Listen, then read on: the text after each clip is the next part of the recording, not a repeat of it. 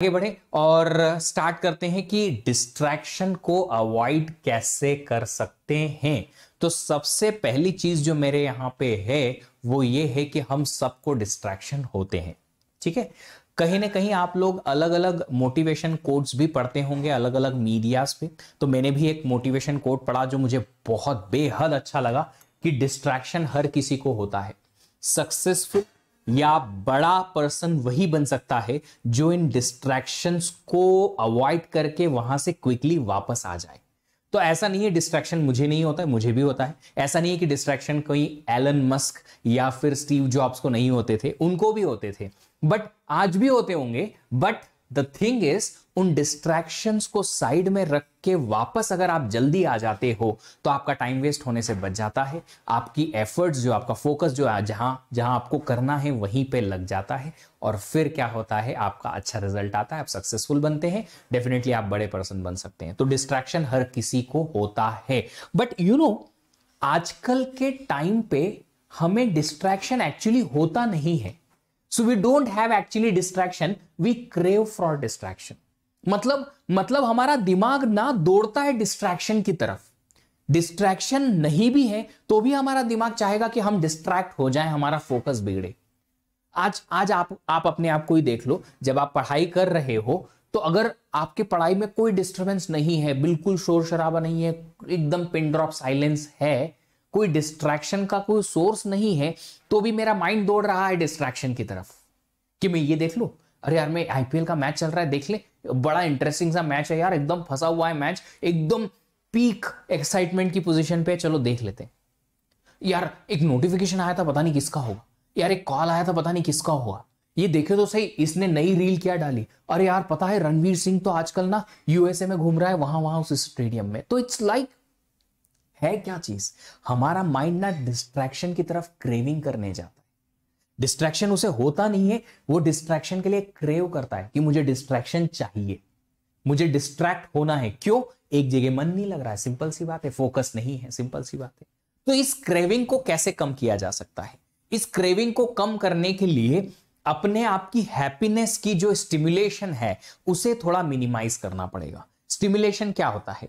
Stimulation होता है एक सिंपल सी चीज की एक्साइटमेंट जो होती है ना किसी चीज को देखने की या किसी चीज पे लगे रहने की। लाइक कुछ लोगों को टीवी सीरीज देखने की एक्साइटमेंट होती है, उससे स्टिमुलेशन होता है। कुछ लोगों को मोबाइल फोन चलाने की, कि अलग अलग सोशल मीडिया बार बार चेक करते जाओ, रील्स बनाओ या रील डालो, सेल्फीज डाल के पोस्ट करो या लोगों की पोस्ट देख देख के और खुश हो जाओ। कुछ लोगों को YouTube वीडियोस देखने का स्टिमुलेशन होता है कि यार 1 घंटा पढ़ाई किया, आधा घंटा फिर हमने YouTube वीडियो देख लिया। कुछ लोगों को म्यूजिक सुनने का रहता है, कुछ लोगों को बाहर घूमने का होता है, कुछ लोगों को खाने का होता है, कुछ भी करके स्टिमुलेशन होता है और ये स्टिमुलेशन हमें मिनिमाइज करना है। मतलब स्टिमुलेशन का मतलब क्या है? स्टिमुलेशन का मतलब है कि हम पढ़ाई कर रहे हैं बट दिमाग लगा हुआ है कि आईपीएल का मैच चल रहा है, बॉस यार क्या एक्साइटमेंट है। अगर मैं ऐसा सोचता रहूंगा कि आईपीएल का मैच चल रहा है या ये पर्टिकुलर सीरीज में इतना पीक पोजीशन चल रहा है, इतनी एक्साइटमेंट चल रही है, तो मेरा दिमाग फिर वो डिस्ट्रैक्ट होगा ही होगा, पढ़ाई में नहीं लग सकता। तो कोई भी चीज से आपकी एक्साइटमेंट को मिनिमाइज करना ही डिस्ट्रैक्शन को दूर करने का सबसे बड़ा रामबाण इलाज है। तो क्या करना है? स्टिमुलेशन को या जो एक्साइटमेंट होती है ना, उत्तेजना किसी चीज को करने की, वो उसको कम कैसे करना है, उसके लिए कुछ सॉल्यूशंस हैं मेरे पास। वो सॉल्यूशन मैं लेके आया हूं आप लोगों के लिए। ठीक है, सुनते रहिएगा। वीडियो अच्छा लगे तो इसको लाइक भी जरूर करते रहिएगा।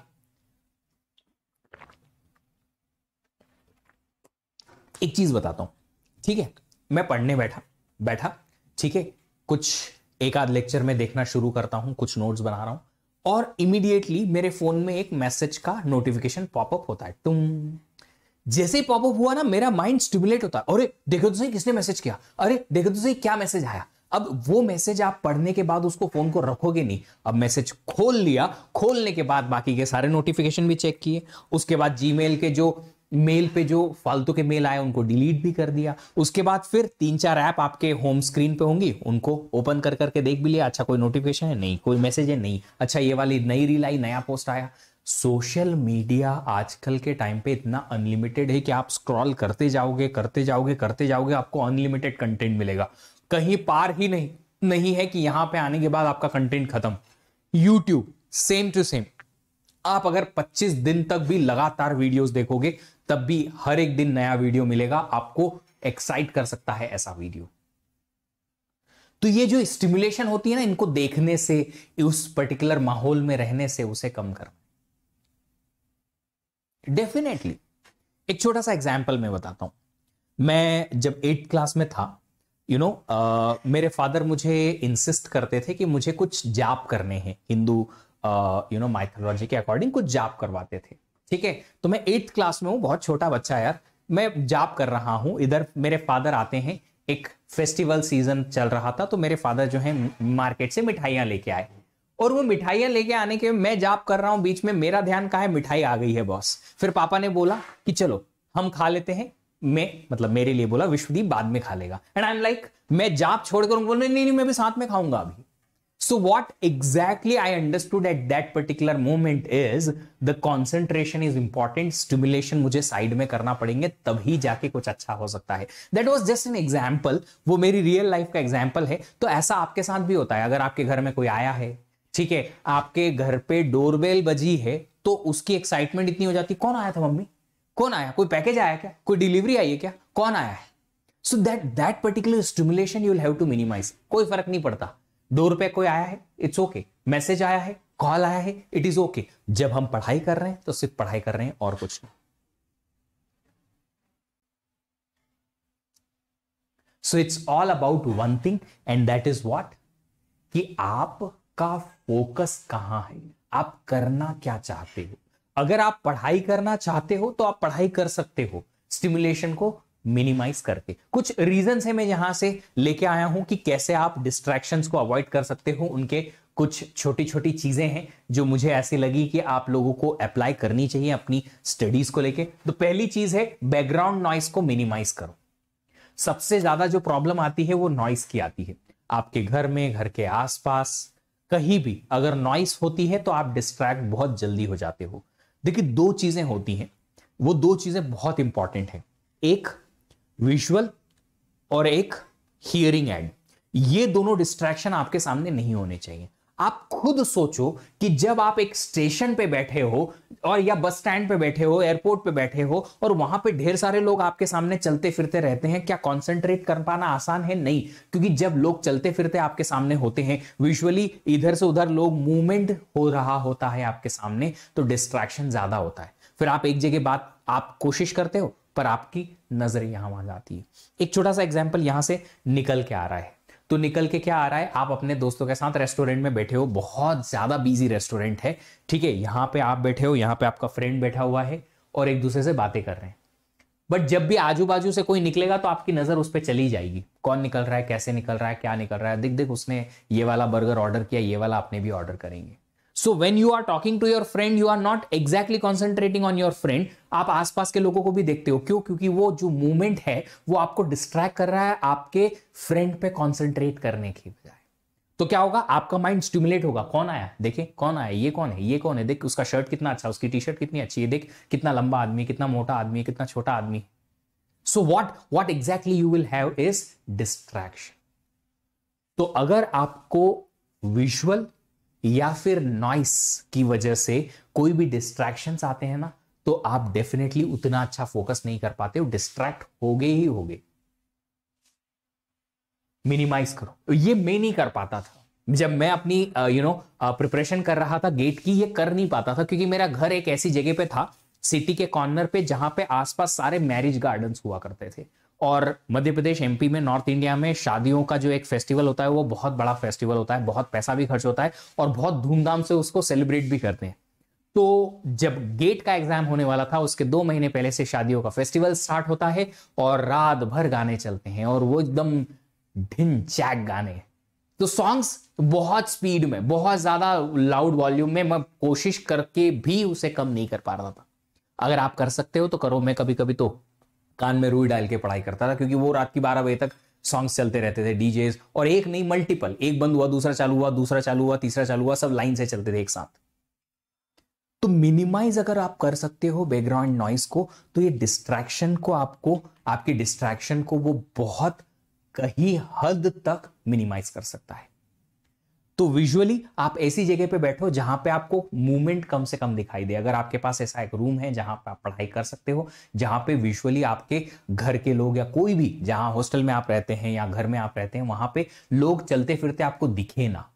रूम लॉक करके आप पढ़ाई कर सकते हो, बट चलते फिरते लोग ना दिखे और उनकी आवाजें कम से कम आए, ताकि आपका डिस्ट्रैक्शन कम से कम हो। इनफैक्ट स्टूडेंट्स तो एक कुकर की विसिल से भी, यस, प्रेशर कुकर की विसिल से भी डिस्ट्रैक्ट हो जाते हैं। अच्छा, मम्मी ने आज क्या बनाया, खुशबू तो बड़ी अच्छी आ रही है।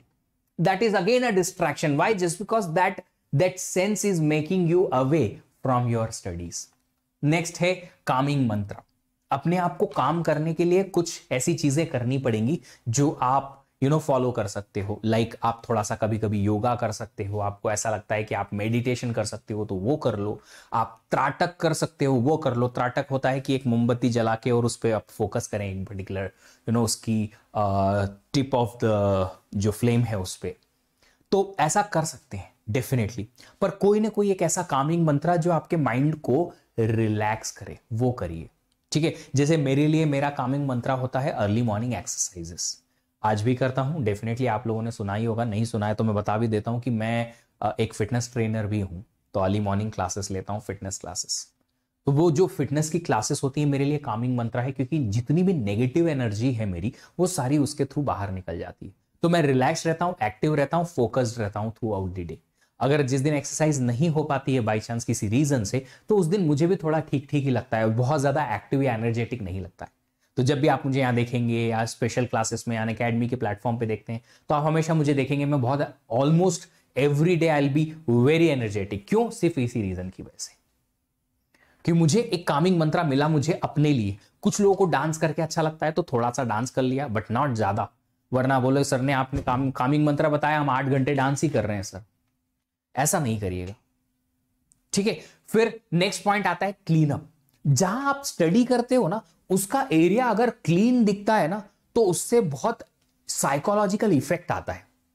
आप अपनी बैठने की जगह को जितना ज्यादा से ज्यादा ऑर्गेनाइज्ड और क्लीन रख सकते हैं, पढ़ाई की जगह को, वो रखने की कोशिश करिए। अपनी नजरों के सामने ऐसी चीजों को रखिए जो आपको मोटिवेट करें। आपके पेरेंट्स की फोटोग्राफ हो सकती है स्माइल करते हुए, आपकी खुद की फोटोग्राफ हो सकती है उनके साथ में, कुछ कॉलेजेस या इंस्टीट्यूट जो आपके टारगेट में है उनकी फोटोग्राफ हो सकती है, कुछ आपके मोटिवेशन कोट्स हो सकते हैं जो आपको डेली टू डेली रियलाइज करवाएं कि ये आपका गोल है। आपका गोल स्टेटमेंट लिख सकते हो, और ऐसी चीजें आप आसपास रखो। और दूसरी चीज, आसपास की जो टेबल है अपनी, जहां पे आप स्टडी करते हो, उसको क्लीन रखने की कोशिश करो। देखिए, मैं हॉस्टल में रहा हूं आईआईएससी में, और मुझे पता है कि हॉस्टलर्स के पास ना एक चेयर होती है।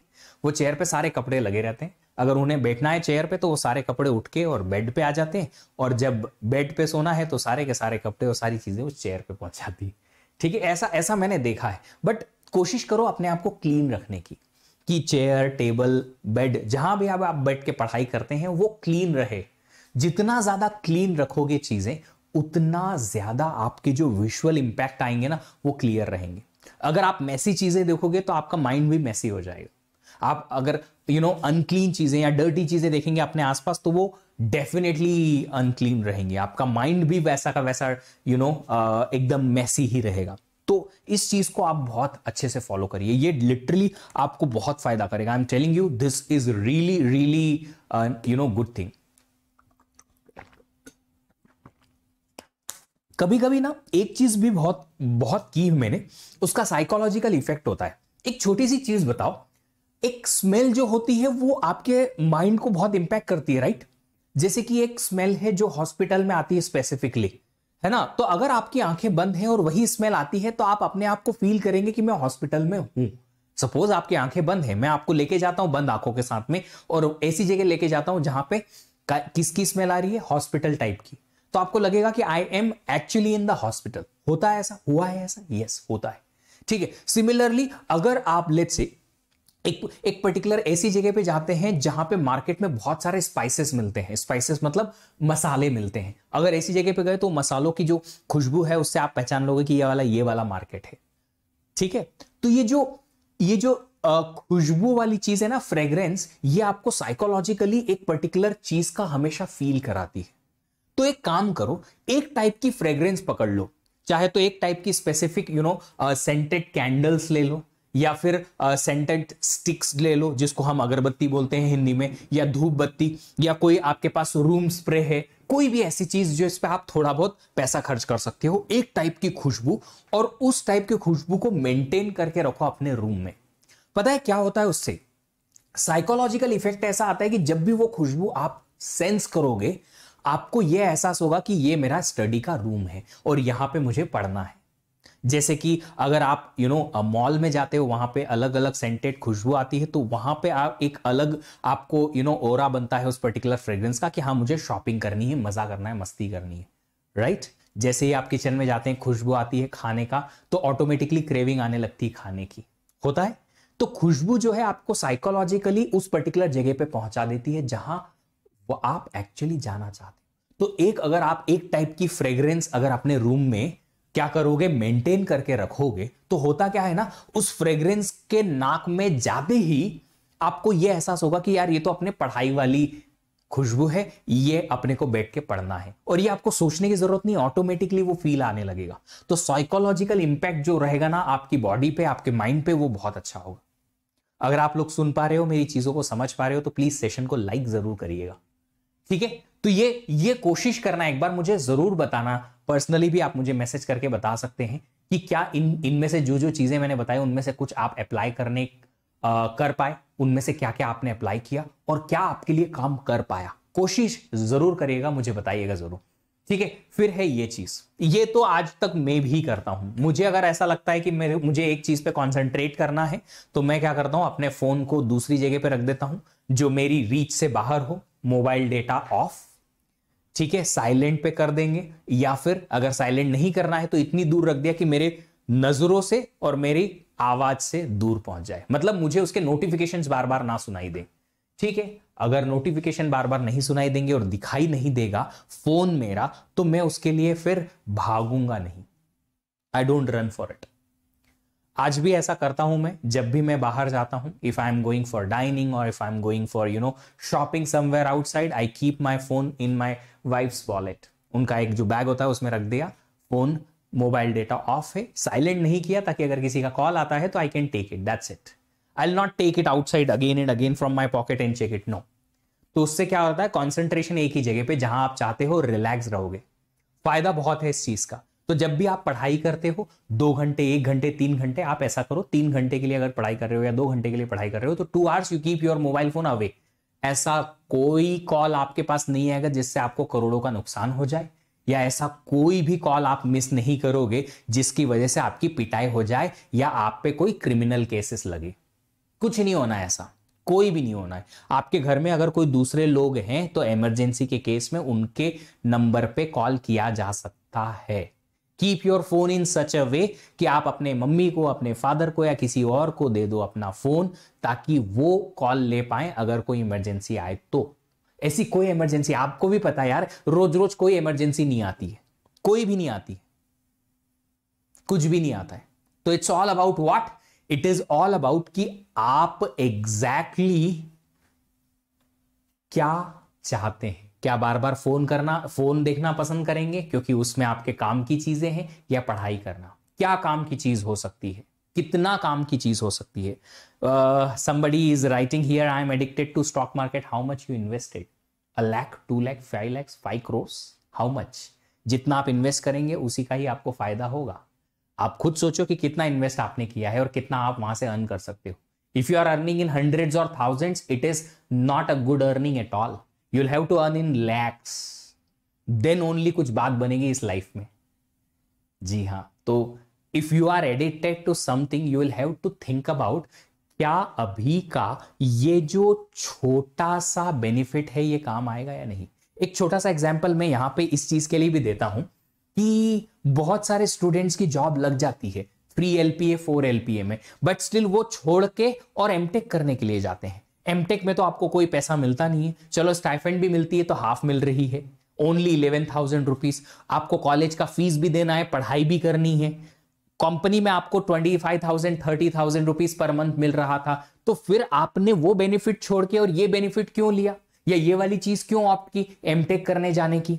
क्योंकि आप अभी करंट का बेनिफिट नहीं देखते हो, आप दूर का बेनिफिट देख रहे हो कि आज से 2 साल बाद अगर मैं जॉब करता रहूंगा तो 30 से 35 35 40,000 50,000 पे पहुंच जाऊंगा, बट अगर एमटेक करने के बाद मैंने जॉब शुरू किया तो मैं 1+ पे कमाऊंगा।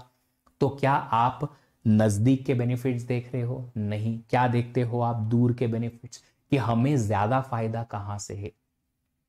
अभी कुछ दिन पहले मैंने एक स्टूडेंट को एक जॉब ऑफर किया, वो मेरे मेरे बहुत क्लोज में है। उसको मैंने कहा कि मैं 50,000 पर मंथ आपको पे करवाऊंगा। He told no sir, I can not take it. Why? Just because he is in MTech और उसके प्लेसमेंट है 3 महीने में, और उसने कहा कि सर मुझे 3 महीने में प्लेसमेंट लेना है और वो प्लेसमेंट की तैयारी मेरे लिए इंपॉर्टेंट है, मुझे नहीं चाहिए आपके 50,000 rupees per month. So it's all about one thing, और वो क्या है कि आपको क्या करना है, आपको लंबी दूरी का बेनिफिट देखना है। छोटे छोटे बेनिफिट्स कहीं कहीं छोड़ सकते हो, क्योंकि एक बड़ा बेनिफिट जो आपको मिलेगा अपने टारगेट को अचीव करने का, वो बहुत इंपॉर्टेंट है। मैंने भी वैसा किया, मुझे जॉब लग गई थी। मेरे कॉलेज के कुछ टीचर्स ने भी ऐसा कहा कि 1 साल 2 साल कंपनी में जॉब करके और एक्सपीरियंस लेके और फिर एमटेक करने जाओ। I denied, no no, I will immediately go for MTech. अगर मैं एक बार कमाने लगा तो फिर मेरी एडिक्शन छूटेगी नहीं, बड़ी मुश्किल से मैं पढ़ाई कर पाऊंगा। मुझे अभी ही जाना है। I don't want to earn money right now. It's okay अगर मेरे फादर को मैं बहुत ज्यादा हेल्प नहीं कर पाऊंगा, fine, but at least I will try to do myself by my own earning. मैं अपने अर्निंग से खुद का ही जो मेरा एक्सपेंस है वो कोशिश करूंगा निकालने की, और फादर से कम लोड लूंगा, ताकि क्या हो जाए, ताकि मेरा जो एक्सपेंस है निकलता रहे। ठीक है, मैं ज्यादा नहीं कमा रहा हूं, बट एटलीस्ट इतना कमा लूंगा अपनी स्टाइपेंड से, मेरा काम हो जाएगा। I didn't give much of the weight to my father and it was great thing for me. उसके बाद आप लोगों को सबको पता है, IISc से एमटेक करने के बाद अच्छा खासा you can earn. So it's all about what? It is all about what exactly you want in your life। तो लार्जेस्ट गोल के लिए अगर छोटी छोटी चीजें आपको लूज करनी है तो it is fine, totally fine. Take one thing at a time. Students क्या करते हैं? स्टूडेंट्स ना अनऑर्गेनाइज्ड रहते हैं। एक चीज मैं बताता हूं, जैसे आपको आज का टारगेट है कि आपको ये वाले 3-4 चीजें जो हैं करनी है, ये वाला लेक्चर सुनना है, इसकी प्रैक्टिस करनी है, और कॉलेज का ये असाइनमेंट लिखना है, कल सबमिट करना है, और ये वाली लैब रिपोर्ट भी हमें कंप्लीट करनी है। अब आपने गेट की तैयारी शुरू कर दी, क्योंकि ये तो इंपॉर्टेंट है यार, गेट इंपॉर्टेंट है। आधा घंटा पढ़ाई की और फिर ये सोचा अरे यार कॉलेज का असाइनमेंट तो बचा हुआ है, अब क्या करें, तो इसको हाफ एन आवर छोड़ा आधा अधूरा करके, और आप डिस्ट्रैक्ट होकर उधर चले गए। फिर आपने वो असाइनमेंट थोड़ा कहीं लिखा नहीं लिखा, बोर हो गए, बोलते हैं यार प्रोजेक्ट की रिपोर्ट भी बची है, लैब रिपोर्ट बची है, इस लैब रिपोर्ट को भी कंप्लीट करना है, चलो मैं अपने दोस्त को बता दूं कि यार तूने कितना कितना काम किया, उससे पूछ लूं ताकि मुझे मिल जाए। देखो इसमें क्या रहता है ना, आपका दिमाग जो अगर 4-5 जगह पे अलग अलग जाएगा तो आप एक जगह कॉन्सेंट्रेट नहीं कर पाओगे, और एक चीज भी अच्छे से नहीं हो पाएगी। ना गेट का प्रिपरेशन आप अच्छे से किए, ना आपने असाइनमेंट ठीक से किया, ना ही आपकी लैब रिपोर्ट ठीक से कंप्लीट हो पाई। करना क्या है, आप पहले लिखो कि आज के दिन का एजेंडा क्या है, कल परसों अगले 1 वीक में आपको क्या क्या चाहिए। लैब रिपोर्ट देनी है थर्सडे को, हमारे पास क्या वेंसडे को टाइम रहेगा? नहीं, तो ट्यूसडे को टाइम रहेगा। हाँ, इससे इतनी बजे से इतनी बजे तक मेरा लैब रिपोर्ट बनना है कॉलेज का। बस ये टाइम अगर फिक्स हो गया, तो अगर मैं अभी गेट की प्रिपरेशन कर रहा हूं तो आई डोंट केयर, मैंने टाइम दे रखा है ना कि लैब रिपोर्ट के लिए वो वाला टाइम है, तो दे दूंगा उस टाइम पे। मुझे अपने असाइनमेंट लिखने के लिए मैंने 1 घंटा दे दिया कि ये 6 to 7 का टाइम मैं आज शाम में इसके लिए दूंगा, दे दूंगा, काम खत्म। अब उस टाइम पे फिर मैं और दूसरी चीजें नहीं सोचूंगा ना, क्योंकि मैंने उसके लिए डेडिकेटेड टाइम निकाल के रखा है। तो जब आप गेट की प्रिपरेशन करते हो तो अपने कॉलेज के जितने भी ऐसे छोटे छोटे शॉर्ट टर्म्स गोल हैं, उनको पूरा करने के लिए छोटे छोटे टाइम ड्यूरेशन रखते रहो कि ये वाला लैब रिपोर्ट मुझे हर वेंसडे को देना होता है, तो मैं मंडे टू मंडे इसको पूरा कवर करने की कोशिश करूंगा। ठीक है, ये असाइनमेंट मुझे इस बार ये नया आया है, ट्यूसडे को 1 घंटा मैंने निकाल लिया अपनी गेट प्रिपरेशन से, और ये कॉलेज का असाइनमेंट लिख दिया। एक वाइवा आने वाला है, एक मिडसम टेस्ट आने वाला है, उसके लिए थोड़ा थोड़ा टाइम निकाल लिया, बचा हुआ गेट का प्रिपरेशन है तो है। ये टाइम गेट का, ये टाइम कोडिंग का, ये टाइम इसका, ये टाइम इसका, ये टाइम मेरे रिक्रिएशन का, ये टाइम मेरे लंच का, ये मेरे डिनर का, खत्म। मैसी नहीं होंगी ना चीजें। अब आप एक करने बैठे दूसरे की याद आ गई वो करने चले गए, दूसरा करने बैठे, तीसरे की याद आ गई वो करने चले बैठे, तो फिर डेफिनेटली आप कुछ नहीं कर पाओ।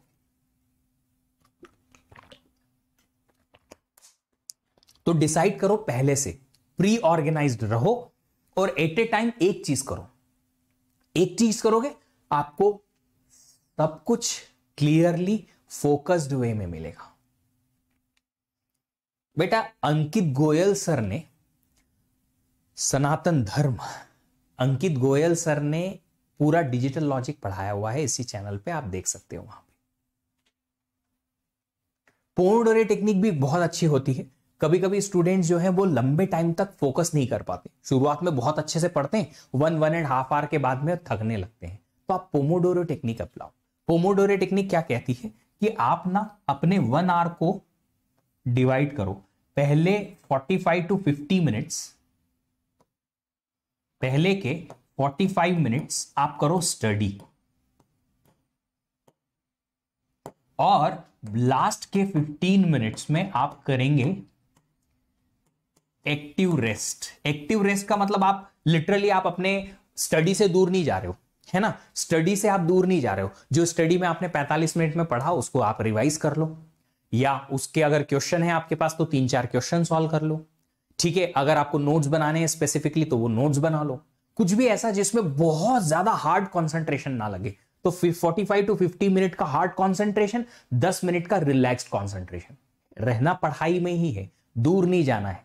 जैसे मैं आपको एक छोटा सा एग्जांपल बताऊं कि आपने 45 मिनट 50 मिनट बहुत अच्छे से पूरा एक लेक्चर पढ़ लिया, जितना पढ़ा अब आप खड़े हो गए, वॉक कर रहे हो और अपने आप को मनन करा रहे हो कि मैंने पढ़ा ये वाला टॉपिक आईओ ऑर्गेनाइजेशन, इसमें होता है इंटरप्ट, इंटरप्ट के बाद ये पढ़ा, अच्छा फिर ये पढ़ा, अच्छा फिर ये पढ़ा। अपनी कॉपी या जो भी आपके पीडीएफ है सामने खोल के और बस ऐसे वॉक करते करते और मनन करते जाओ कि क्या क्या पढ़ लिया आपने। हिंदी में नहीं है तो बेटा आईआईटी में तो हिंदी में पढ़ाते नहीं है, तो फिर वहां क्या करोगे अगर आप रियली आईआईटी में जाना चाहते हो तो।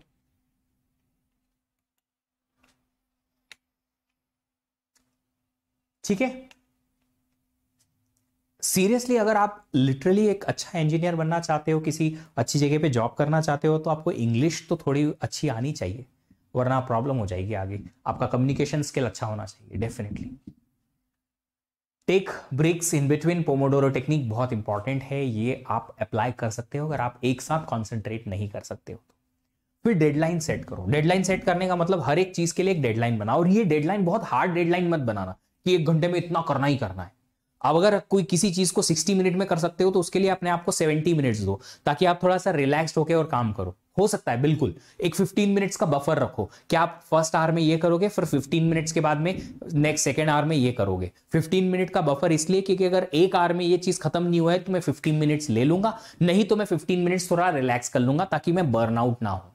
तो डेडलाइन बनाओ थोड़ी सी रिलैक्स्ड, ऑफ कोर्स अच्छी एकदम रिलैक्स वाली नहीं कि आप किसी चीज को अगर हाफ एन आवर में कर सकते हो तो 1 आवर दे रहे हो उसके लिए, नहीं, 5 से 7 मिनट एक्स्ट्रा दे दो अपने आप को। एक पर्टिकुलर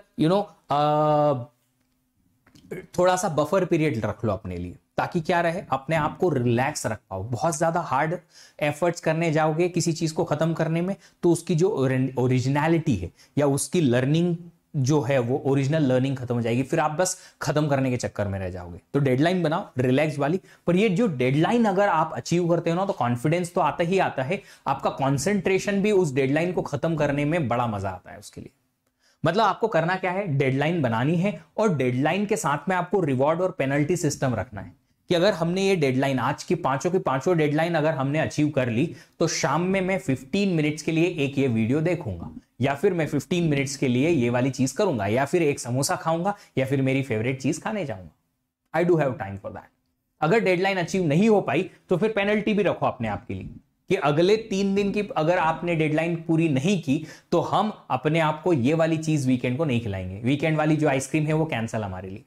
ये पेनल्टी सिस्टम और जो रिवॉर्ड सिस्टम है ना उसके लिए अपने आप से थोड़ा सा हार्ड बनो अपने आप पे, क्योंकि ये चीज आपको ना बहुत बहुत कंसंट्रेट करवाने में मदद करेगी। बहुत ज्यादा डिस्ट्रैक्शन कम हो जाएंगे। नहीं नहीं नहीं, अपने को अचीव करना है, डेडलाइन अचीव करना है। अगर आप अपने आप पे हार्ड नहीं हो सकते तो फिर आप एक्सपेक्ट नहीं कर सकते कि आप कुछ अच्छा अचीव कर सकते हो। क्योंकि दुनिया में आराम हर किसी को पसंद है, मुझे भी है, आपको भी है। पर अगर पूरे लाइफ टाइम आराम करवाया जाए आपको, तो पैसा कहां से आएगा, स्टेटस कैसे बनेगा, लोगों के बीच में नाम कैसे बनेगा, नॉलेज कैसे आएगा।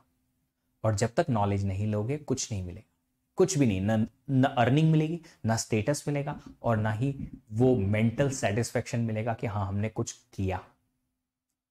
ठीक है, तो ये चीज का आपको ध्यान रखना है कि आप अगर डेडलाइन रखते हो, रिवॉर्ड और पेनल्टी रखो, और पेनल्टी और रिवॉर्ड पे अपने आप पे बहुत हार्ड हो जाओ, बहुत ज्यादा हार्ड। तो ये जो हार्डनेस है अपने आप पे, ये बहुत जरूरी है। जितना ज्यादा अपने आप पे हार्ड रहोगे उतना ज्यादा अच्छा आप परफॉर्म करोगे, और जितना अच्छा परफॉर्म करोगे आपका रिजल्ट उतना